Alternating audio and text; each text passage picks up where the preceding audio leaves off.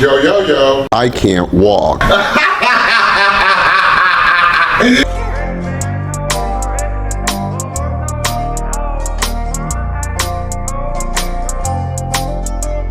I didn't want to make my last video too long, so I felt I had to dedicate another one to some more points Roseanne Barr made in her conversation with Patrick Bet-David on the war in Israel that I completely agree with her on. I've liked Roseanne since her early years as a stand-up comic and for her TV show, but I think I really like her now because she reminds me of the little old lady in a movie who's trying to warn everybody that the end of the world's coming, but no one wants to believe her. Aside from the corruption I talked about in my last video, what really caught my attention was how much Roseanne said America and Israel have in common. You look at Israel and everything that's going on there, and they have basically the same problem that we have here in America. People who hate the place they live. They hate the government that they live under. In 2023, at least half of Americans no longer believe in our government, which ultimately means they no longer believe in our country anymore neither. Don't believe me? Just listen to the music. 40 years ago, Lee Greenwood loved this country so damn much that he wrote a song about it. Like the kid, here go. And I'm proud to be an American,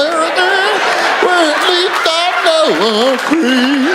But corruption's at such an all-time high and patriotism's at such an all-time low these days that Oliver Anthony's out here singing about these rich men north of Richmond, Lord knows they all just wanna have total control. For decades, Americans have been raised to never trust politicians because you know all them motherfuckers is crooked as a barrel of snakes, don't you? But lately, their greed has gone corporate, making them even more useless to us as civil servants because corporate greed's clearly dividing our country. And I believe when a nation's divided is when it's most vulnerable to attack. If that's not true, just look at what happened to Israel. In one capacity, they think that they took their eyes off the ball. Lesson that can be learned here in America today. While you're creating divisiveness internally, there's always someone externally willing to attack you. That means, and I've been trying to say this to Jewish people for 100 years, and to Americans, and to everybody, you know, there's an enemy within. And I think we all know that. And what are we going to do about it?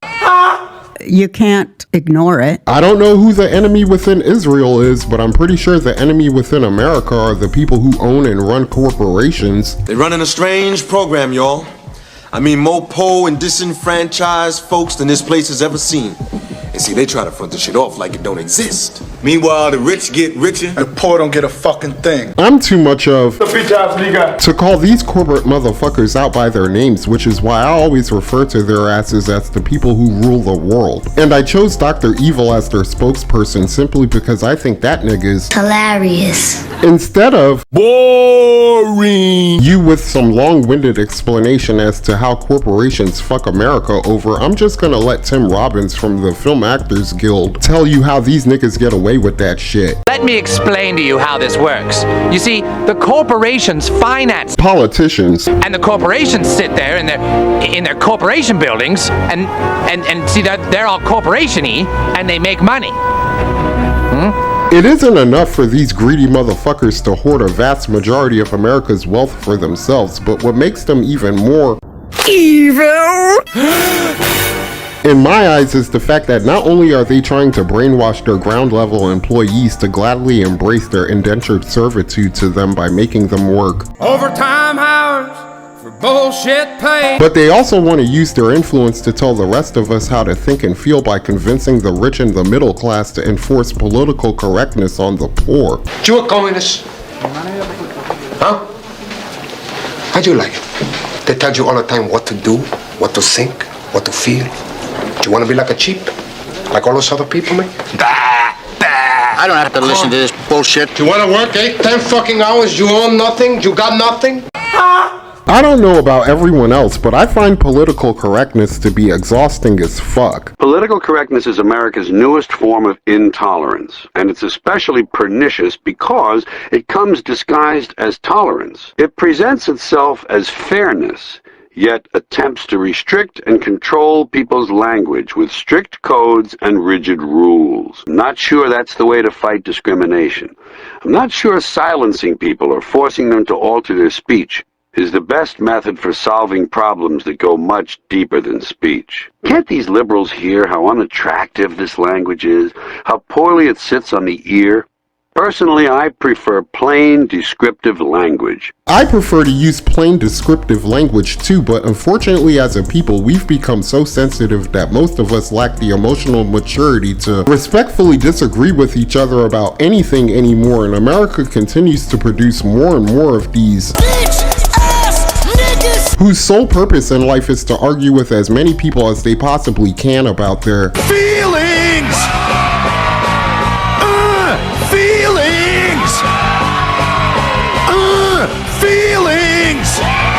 I bet a lot of Israelis do dumb shit like this around Palestinians too, because Roseanne said Israel's full of stuck-up snobs just like America. I've been to Israel, you know. A lot of people there are like the left here. They're very privileged. They're like those educated people I talked about before. They're very arrogant and they're very privileged, and they don't care about people on the ground or do the real work that makes things go. They have nothing but contempt for them. They're elitist. It sounds to me like no matter where you live on planet Earth, Nobody gives a shit about blue-collar workers. No one cares about who built our homes and ran electricity and plumbing through them. No one cares about who picks up our trash each and every week. Nobody gives a shit About the niggas who have to go down into our sewers every single fucking day and fight Teenage Mutant Ninja Turtles covered in feces to make sure we can flush our toilets every time we use our bathrooms. No one.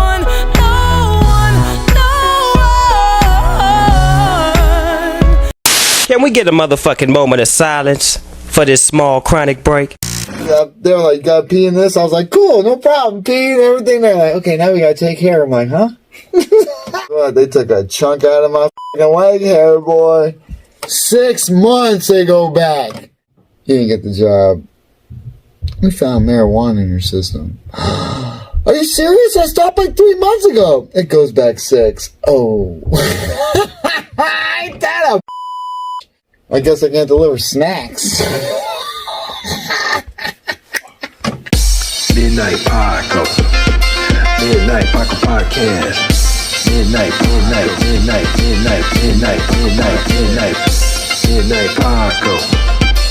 Midnight Paco Podcast.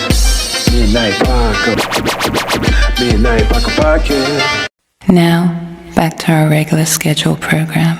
If Israelis are as pretentious as Roseanne claims they are, then it's possible that they might have taken working class Palestinians for granted. Like the rich take the poor for granted here in the States, but the major difference between our situation and theirs is religious. I'm pretty sure all Muslims love them some Allah, but I don't believe they love Allah as much as motherfuckers born and raised in the Middle East love Allah, because I've seen thousands of people lose their lives over there in his honor. If Palestinians already disliked the Israelis for treating them like shit, then I can only assume they must really hate them niggas for praying to a different god too. I'm not a smart man. But that sounds like enough motivation to me to inspire some Palestinians to form a terrorist group like Hamas to attack and declare war on Israel. Now, I'm not condoning or justifying what Hamas did. I'm just saying I can understand why they did it because of the racial element that's also attached to all of this. I know that all Palestinians don't support Hamas and hate Israelis because Black, y'all, and I'm black, y'all. And I don't hate white people, and I never supported the Black Lives Matter movement. But it wouldn't surprise me in the slightest if I heard Israelis became more openly racist against all Palestinians after that initial Hamas attack, because I promise you, if 50 to 100 niggas dressed in Black Lives Matter gear paraglided out of airplanes at Coachella and killed hundreds of people and took Taylor Swift hostage, white people in my neighborhood would treat my crippled black ass like I masterminded that bullshit for the rest of my life.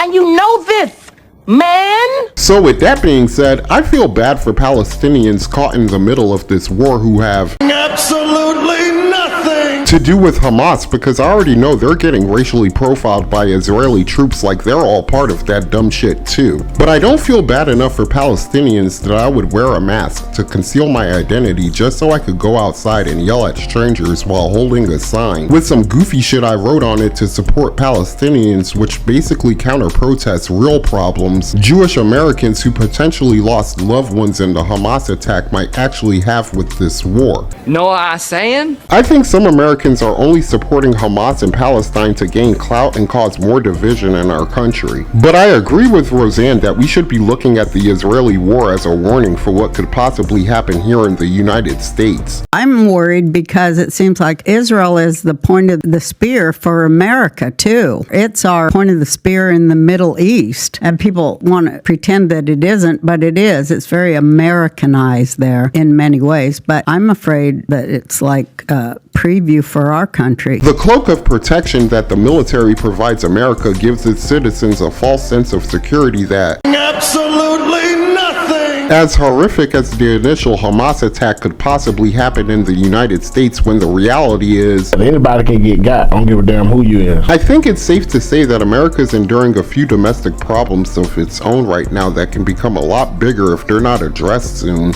Like what? What other establishments do criminal opportunists plan on destroying after they run out of retail stores to smash and grab? How will Donald Trump's supporters choose to rebel against our U.S. government if he doesn't win the upcoming presidential election? Inquiring minds want to know. For the past 2 years, Millions of immigrants have crossed our country's southern borders illegally. What are the chances that some of those immigrants might be related to some very powerful and violent Mexican cartel bosses who might want to organize a Hamas-style attack of their own on U.S. soil? You ask too many questions, man. Personally, I don't think our U.S. government has any answers to these questions because they're too reactive. History has taught me that they're only going to take action after the fact and then brush off citizens with legitimate concerns as to how they could allow such things to take place by telling all of us, hey, you know, shit happens. I would like to think this growing lack of trust in our government would draw Americans closer together. Wrong. Instead, we've allowed greed, propaganda, and distractions from social media to drive us even further apart with a mentality most of us seem to share that screams, if I'm rich and you broke, you must be trying to get something from me, bitch. Roseanne's hopeful that people will eventually learn how to get along with each other. I always say it will be such a great day when all the hate we feel for each other, if just for one moment we could take all that hate and channel it upward to the people who are at fault, who cause it all, instead of each other. I think something smart is happening in all of us, and that is happening. I don't know if it'll take 100 years or maybe even a blink of an eye, but I feel that that's happening too, and maybe God won't let the world blow up. I think it's going to take more than 100 years for that to happen. Why?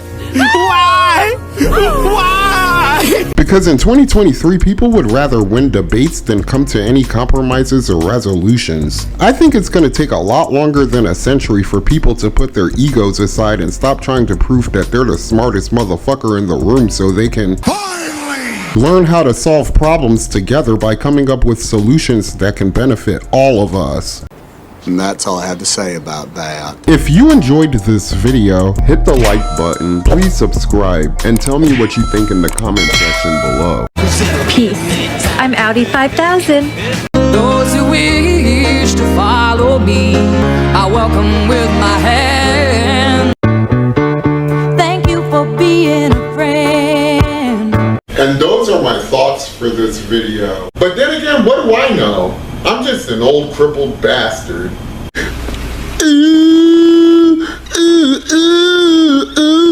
I ain't too proud to beg for your money, so like, share, and subscribe.